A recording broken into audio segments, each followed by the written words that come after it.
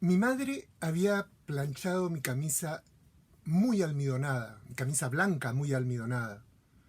Me había ayudado a ponerme la casaquilla azul recortada, el pañolón que cerraba la elegancia de capitán. Porque sí, a mis 27 años había sido nombrado capitán del Críos. Durante toda mi carrera naval, que la hice en el Conway, había sido el segundo oficial a bordo. Independientemente del tiempo que pasé estudiando en el buque escuela, después me quedé como segundo oficial.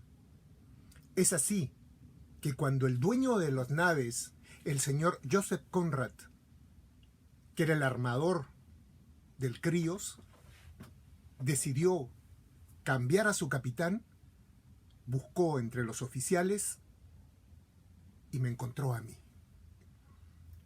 Mi padre me dio un pequeño maletín donde había una brújula, un compás y una regla doble para poder leer las cartas. Con eso me embarqué en la pequeña chalupa donde un ayudante de cocina vino a buscarme a la orilla para llevarme a mi nave. Era el atardecer. Es ahora 5:30 de la tarde, y cuando nos acercamos a la nave, el pequeño muchacho hizo sonar su silbato, avisándole a la tripulación que el capitán subía a bordo. Me esperó en cubierta mi segundo oficial. Era un hombre mayor que yo. Le vi la camisa desabotonada, con lo cual no me agradó mucho, ya que en los pequeños detalles en un barco se encuentra todo. Cosas muy sencillas como hablar de babor y estribor. Me pasé horas explicándoselo a mi madre. ¿Por qué, me decía, no dices derecha y izquierda como todos? Y le tuve que explicar que en un barco, mirando hacia proa, babor es izquierda y estribor es derecha. Pero si te volteas y dices derecha, la derecha de la persona que está volteada mirando a popa, vendría a ser al revés. Le expliqué eso, le expliqué lo que era el castillo de proa, le expliqué lo que era el alcázar, y le expliqué los detalles que tiene que tener un capitán de barco para que todo funcione. Un capitán debe conocer su barco, debe saber cómo reacciona el timón, si necesita una palada o dos para virar, si tiene inercia de movimiento en el viraje, si las velas pueden usarse para cooperar en el viraje. En fin, eran términos náuticos que mi madre entendió muy bien y que yo disfruté de contárselos al despedirme. Mi segundo oficial, refunfuñón, bigotudo, no me conocía como ninguno de los tripulantes a bordo del Críos. Me vieron llegar con cierto desgano, con cierta duda. Muy joven para ser capitán, probablemente sí. Cuando llegué a bordo, había visto que habían trabajado intensamente, el barco estaba cargado, estábamos listos para zarpar, pero no podíamos movernos porque no había viento. Estábamos al ancla, con todos los preparativos listos. Le avisé a mi segundo oficial y mandé a la tripulación a descansar. Y haciendo algo que normalmente no hace un capitán, mandé a la tripulación a descanso. ¿Qué había pasado? Era la primera vez que yo tenía un barco propio y quería conocerlo, quería conocer los menores detalles, tenía que saber cómo funcionaba, qué sonaba, qué no sonaba. En un barco de madera todo cruje, todo habla, todo explica. Cada detalle es importante. Todos se fueron a dormir y yo me quedé en cubierta y ya era de noche. Serían pasadas las 8 cuando me di cuenta que en la borda había una escalera de gato.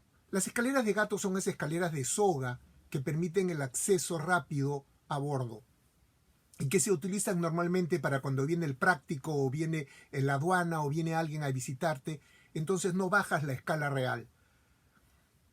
Traté de levantarla y sentí que había alguien jalando abajo. Cuando miré por la borda, me di cuenta que había alguien agarrado con un brazo a la escala.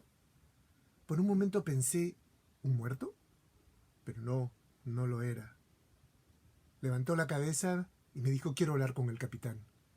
Le dije, el capitán soy yo. Sube a bordo.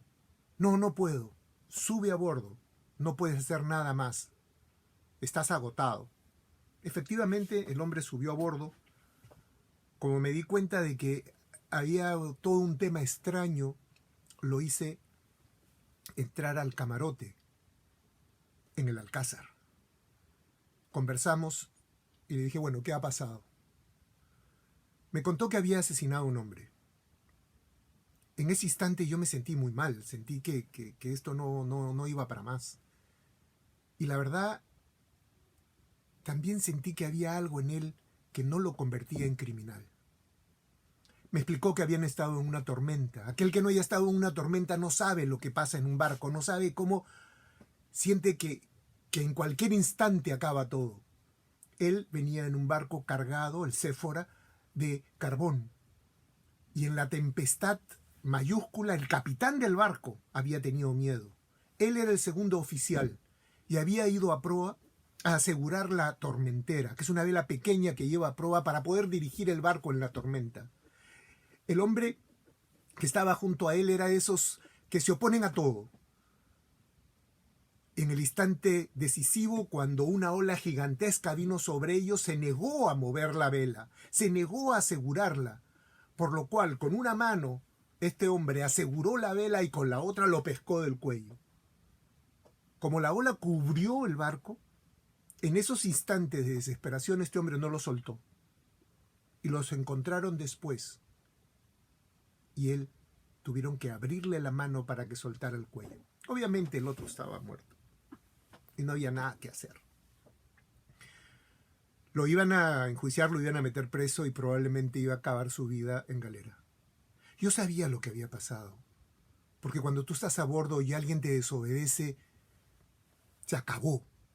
No puedes permitírtelo. En la antigüedad inclusive se azotaba el hombre hasta verle los huesos si desobedecía una orden. Porque así es el mar. Así es el mar de plácido, de cariñoso, de impetuoso y de todo lo demás. A la mañana siguiente llegó el capitán del otro barco y comenzó a buscarlo. Yo lo hice pasar, por supuesto, revisó mi barco, con todo gusto lo invité. Pero mi camarote en este barco tenía forma de L, de tal manera que si tú abrías la puerta veías solamente un pedazo del camarote, no lo veías completamente. Y ahí estaba escondido este personaje. No bien había partido el capitán del otro barco, después de haber revisado el camarote del segundo oficial, el pañol, el comedor, etcétera, etcétera, cuando gritaron viento. Y salimos a navegar. Y pasamos pegados al Séfora, porque esa era la entrada a la rada.